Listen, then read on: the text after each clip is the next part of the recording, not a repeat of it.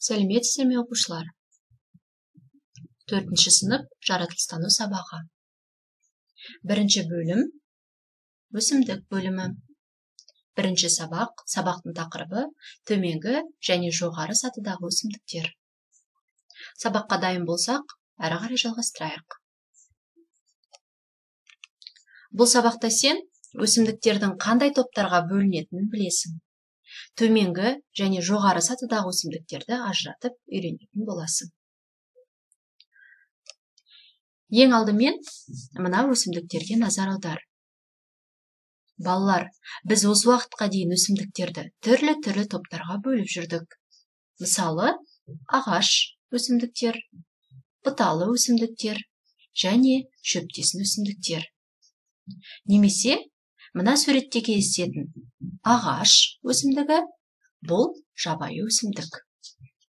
Ал қызанақ болса, бұл мәдени өсімдік болып табылады. Ал енді бұл өсімдіктерді тағы да қандай топтарға бөлуге болады? Ойланып көрейік.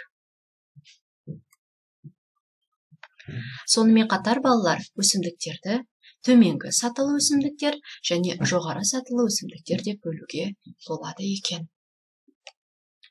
Қалай ойлайсыңдар? Өсімдіктерді төменгі және жоғары сатыға бөлу үшін қандай белгілеріне қарау керек? Ойланып көр. Бұл сұраққа жауап іздеу үшін ең алдымен өсімдік мүшелерін еске түсірейік. Өсімдік қандай мүшелерден тұратын еді? Ойланып көр.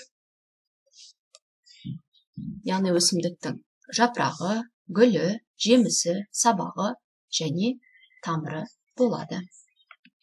Егерде өсімдіктің осы мүшелері толық кездесетін болса, немесе осы мүшелерінің кейбірі кездесетін болса, ол өсімдіктер жоғары сатылы өсімдік болып саналады. Олай болса, әрі қарай жалғастырайық.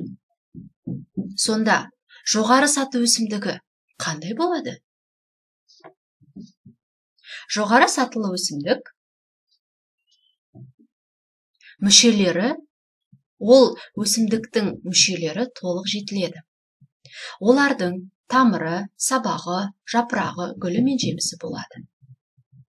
Мына суретте кездесіп тұрған қызанақ жоғары саты өсімдігі болып саналады. Себебі қызанақта өсімдіктің барлық мүшелері кездескен. Суреттерге назар аудар. Бұл суреттерде кездесетін өсімдіктер жоғары сатылы өсімдіктер қатарына жатады. Соның ішінде қарағайға тоқталайық. Қарағай бұл жоғары саты өсімдігі. Қылқан жапырақтылардың тамыры, сабағы, жапырағы және тұқымы болады. Алайда қарағай ағашының гүлі мен жемісі болмайды.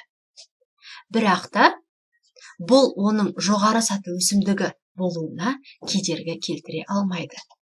Себебі өсімдік мүшелерінің барлығы болмаса да, оның ішінде бір шамасы кездеседі.